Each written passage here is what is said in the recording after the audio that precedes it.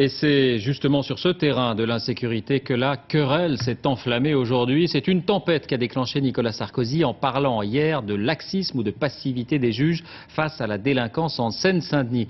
Les syndicats protestent et surtout les plus hauts magistrats du pays, si discrets d'habitude, se disent révoltés. Ils demandent l'arbitrage de Jacques Chirac. Dominique Verdaillan, Antonin Broutard. Des magistrats sous le choc après les propos du ministre de l'Intérieur. Justice laxiste, une justice qui démissionne face à la délinquance. C'en est trop. Alors l'un des plus hauts magistrats de France se rend à Bobigny pour essayer de leur remonter le moral.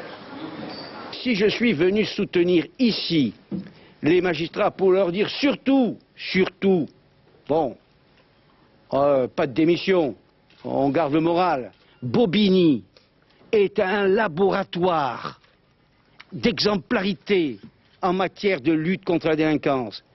Il y a 2 ans, entre Nicolas Sarkozy et Guy Canivet, le président de la Cour de cassation, l'ambiance semblait plutôt conviviale. Aujourd'hui, le second écrit à Jacques Chirac pour lui dire le fond de sa pensée. Cette nouvelle atteinte à l'indépendance de l'autorité judiciaire affaiblit tout autant le crédit de la justice que l'autorité de l'État. Autre courrier du président de la Cour d'appel de Paris cette fois, mais toujours la même cible. Opposer les institutions les unes aux autres est une démarche stérile qui peut s'avérer dangereuse et réjouir ceux qui ne respectent pas les lois de la République. Résultat, Dominique de Villepin tente de rassurer les magistrats. Je crois qu'il faut éviter les passions. Je crois qu'il faut en permanence garder le sens et le cap de l'essentiel.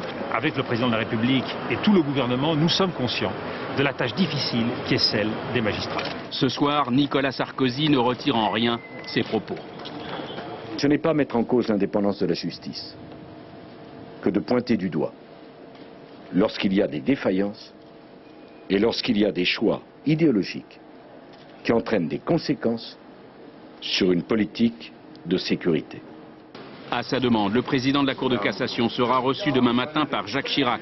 Une audience présidentielle qui est une première dans le monde de la justice.